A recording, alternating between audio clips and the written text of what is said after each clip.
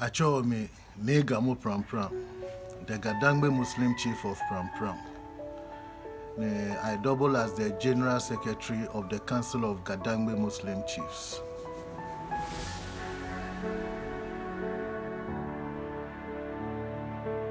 We are in dangerous times, and I wish this pandemic goes away. But if wishes were horses, what I can say is, generally, Ghanaians are trying in these trying times because the economy itself is not at its best. Coupled with this lockdown and stuff, I think Ghanaians are really trying. But we can do better. We can do better. The security forces are doing their best, trying to handle the situation. Our frontline soldiers, who are the health officers, are also doing their best. The president is also doing his best, and we are also doing our best to handle the situation. All we know about COVID-19 at the moment is what we see on TV and the social media, and a lot of one-day experts who tell us things that at times our minds can't fathom. But what I know about COVID-19 is that it is a disease which is not airborne. It's one of the heaviest viruses. Some say it emanated from some lab gone wrong and stuff like that. But I don't want to see it that way. I want to see it as a way of purging the human race. As a way of purging the human race. If China were to be the makers of this COVID-19, the whole world would have stood up and gone after them. But what are we doing? We are all in our little corner trying to deal with it, just like we dealt with Ebola and then other diseases that have one day or the other affected the world. I can say the lockdown have been an eye-opener and an experience, viewing the way Ghanaians are locking themselves down. You know, we love life. We love life, so we don't want this coronavirus to kill us. The lockdown have really bring to the fore a lot of things that we've taken for granted, like cleaning our environments, like eating healthy food, like trying to stay within our means and then not overindulging in all this nightlife and stuff. The lockdown is very good, but the only thing I can say about it is that the economy is so down that we can't really lock ourselves down because we need to, man must chop. You see, man must chop. So some people defy the lockdown so they can go out and then find food. That's the only wrong thing about the whole thing. I'm a chief of Prampram. I live in Prampram. But part of my family lives in Anya, Awosh. So once in a while, I have to find food and then bring it to them. I have tenants in my house who I wouldn't want them to go out because I don't want them to go out and then bring something in to infect my children. So I want them to stay in, so I have to feed them. And then traveling from my Dowenya base to Anya is always tiresome. It's always tiresome, but I appreciate what the security forces are doing. They are trying to keep us locked down. My personal experience, one policeman just stopped me and asked me where I was going. I told him I was going to visit my family and send them food. He checked and saw the food, and he wanted to take some of my food. He said, "What kind of food do you have?" And I opened the boot. He saw rice, he saw maize, he saw wele, which is the cow hide, and then some cow head and legs, and some foodstuffs, basically tomato, onions and stuff. So he asked me, "Olma, nothing for us." I told him all I have is my food. Yeah, at least we too we chop. So I have to give him, is it a 2.5 kg, the bagged rice. I gave him one bag and then a bottle of cooking oil. He took it and he asked me to find a rubber bag for him, and I found a rubber bag in my car for him. He put it in and then asked me to go. I'm a chief. I'm used to feeding a lot of people, so I took it as such. But it's dangerous. This policeman mustn't get so close to me because of this virus. But he was bold enough to get as close, and he was not wearing any nose mask. I told him it's dangerous to me and dangerous to him, but he say man must eat. So I let it go, but it's very dangerous. Once when I was going back to base from Anya, some policemen took my Sobolo drink from me. They took about 18 bottles of the 30 bottles I was taking to camp, to my base in Dawenya. And it isn't like they took all at one place, but wherever I get, they ask me what I have in my car. I told them I have Soboro and then some chips. Some of them took chips, some of them took Soboro. It's not very good. It doesn't augur well for all of us. But we are trying to be our brother's keeper. So I just gave in. This is what I've been experiencing of late. It takes me an hour or maybe an hour and 5 minutes from my Dawenya house to Anya, where my wife and children lives. That is when I'm traveling early in the morning, where there is no traffic on the way. But when there is traffic, at times it takes me an hour and a half. With the lockdown, initially, the first time I traveled during the lockdown, it took me about close to an hour. It wasn't up to an hour. It took me close to an hour because the roads were deserted and there were only about 2 or 3 roadblocks which I went through. But coming this morning, I had to go through 1, 2, 3, 4, 5, 6 roadblocks from Dawenya to Anya, and it took me almost 2 hours because at every roadblock there is a little traffic. And when I got to Jawulu,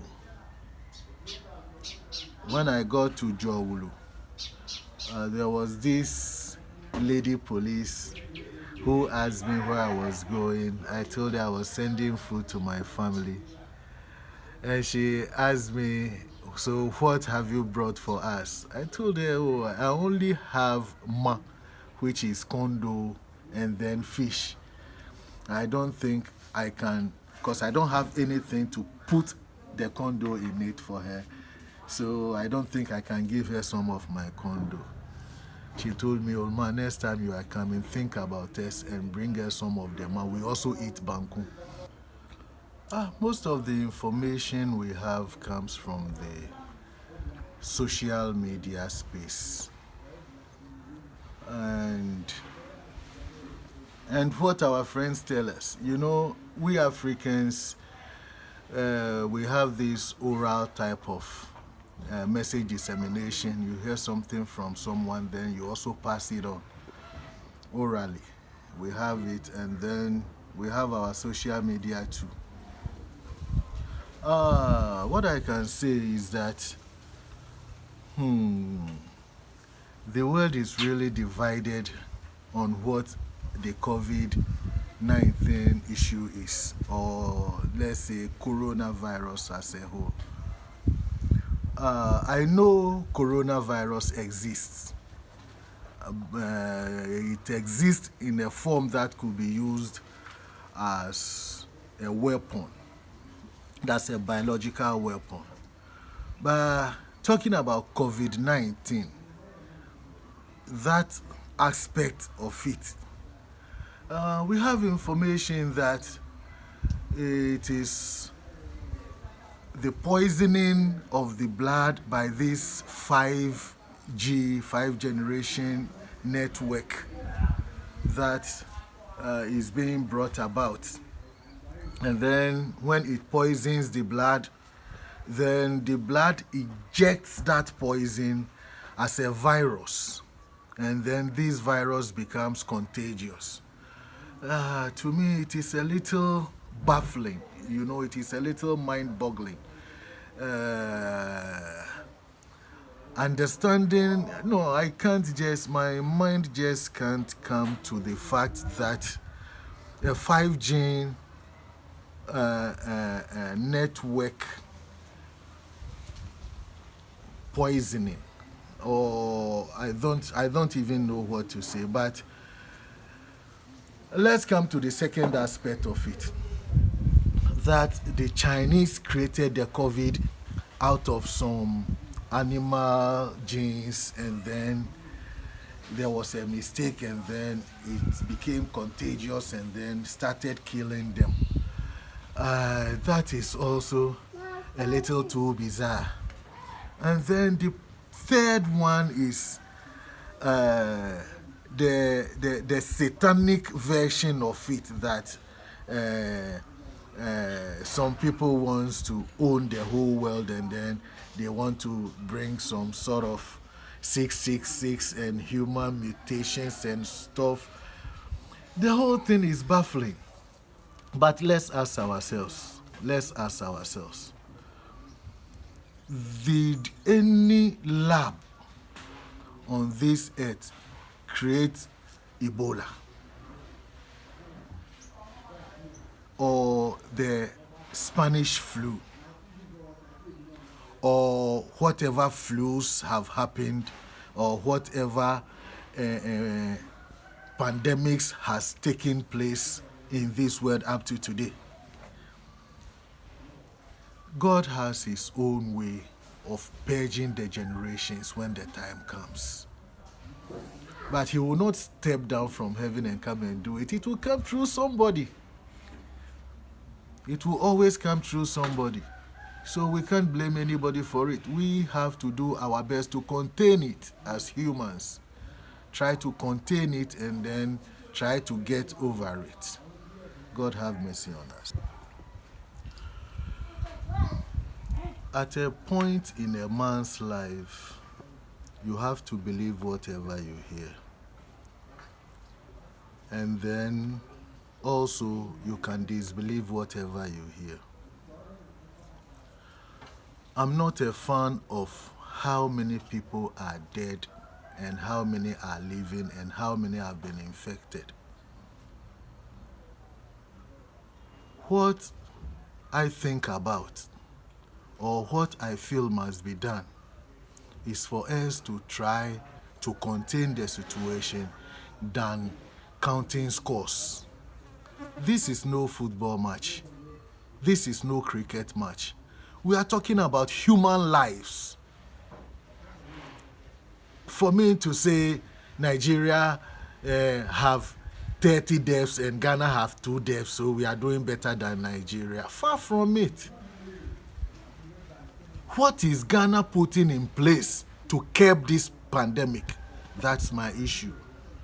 So I don't really rely on how many people are dying here or how many people are being saved or how many people are not dying. I only always rejoice when I hear some people have gone from positive to negative. I rejoice because human life is very precious. I don't think about those who are already dead, and then we count numbers. No, let's think about those who have been saved, those who have gone through this trauma and have come out. Let's celebrate them, and then that will give us more vim to go forward as a people. We don't count your money when sitting at the table. There is time enough for counting when the deal is done. You know, let me be a little biased towards my religion here. I'm a Muslim. In my religion, you wash your hands about 45 times in a day. You wash your mouth, you wash your nose, and wash your face. So this is something I'm used to already. I always wash my hands. And since I became a chief too, whenever I go out and shake a lot of hands, I come home and wash my hand quickly, even before I take off my dress. So washing of hands is something that since the time immemorial we've been taught to do, but we neglect it. We neglect it because when you visit the lavatory or something, you have to come out, wash your hands. When you go to play, you come out, you wash your hands. When you touch any surfaces or thing, you have to wash your hands before even eating and stuff. But we neglect it.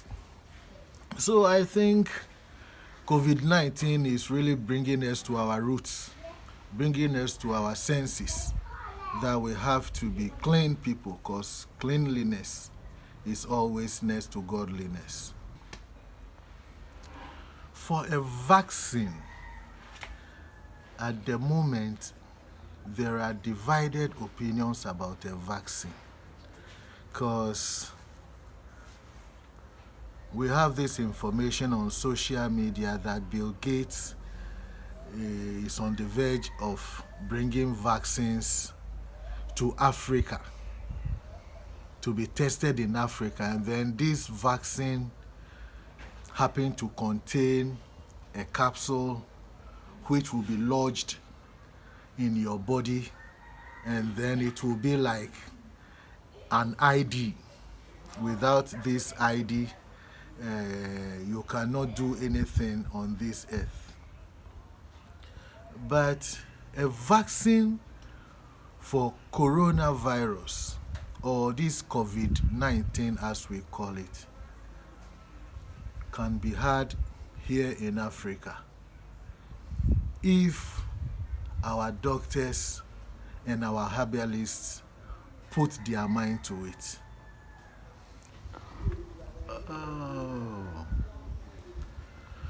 I didn't want to tell this story, but I have to, for the sake of history and humanity. There is this lady friend of mine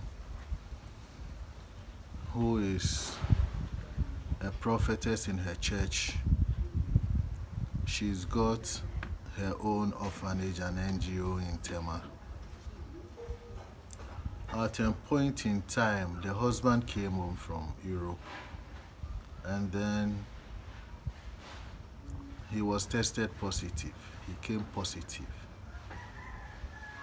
This lady quarantined him in the house and took care of him, healing the husband with herbs.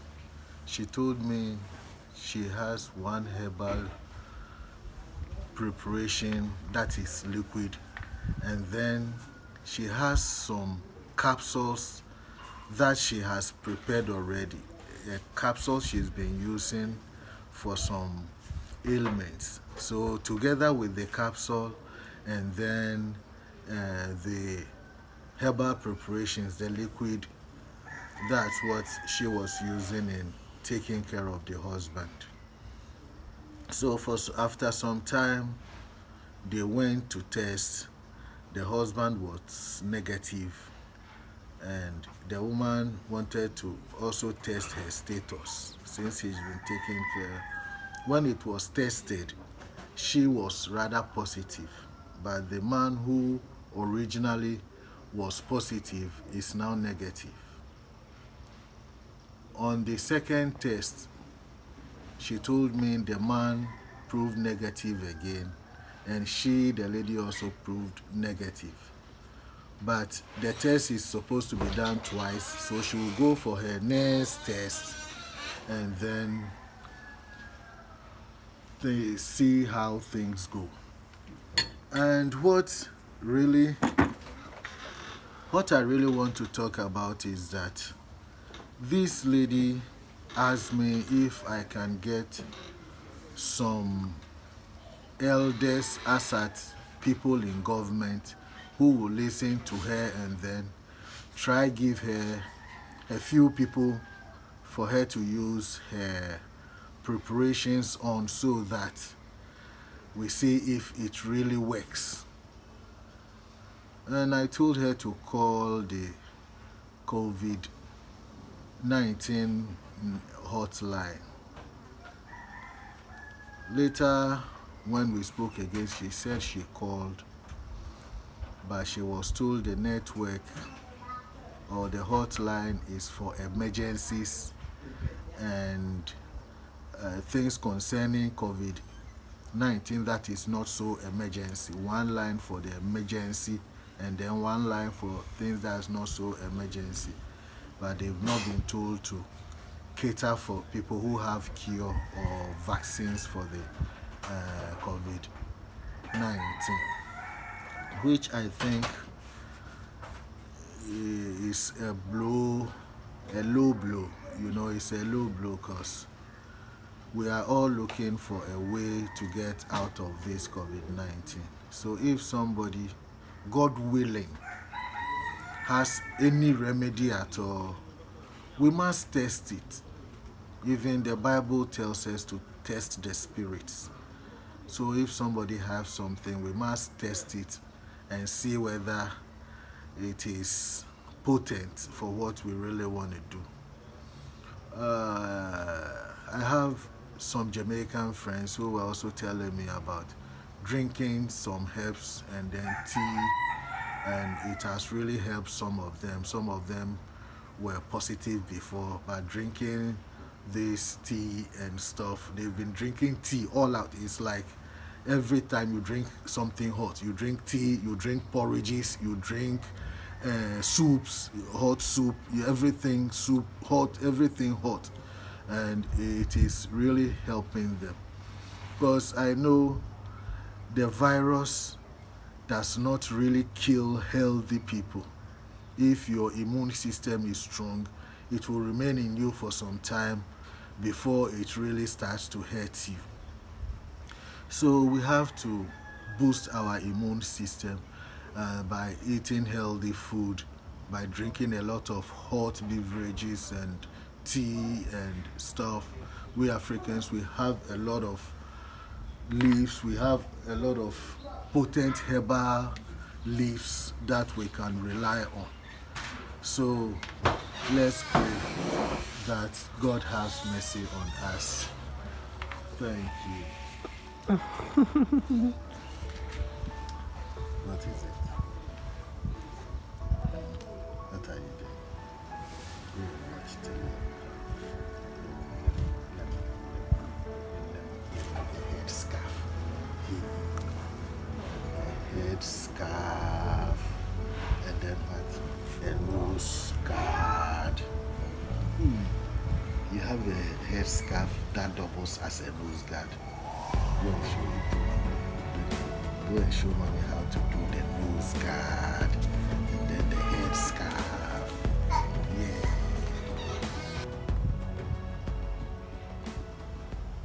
There is this song, a Nigerian musician sang. He's called Otis Willikis. And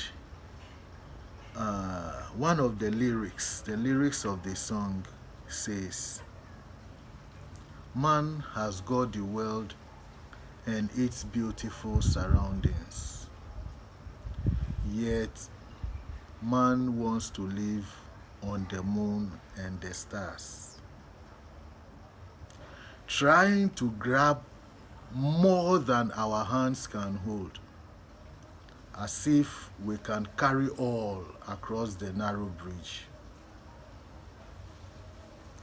This song was sung in the 80s, and I always use this song in meditation. All this coronavirus, whatever you're saying, is man-made, because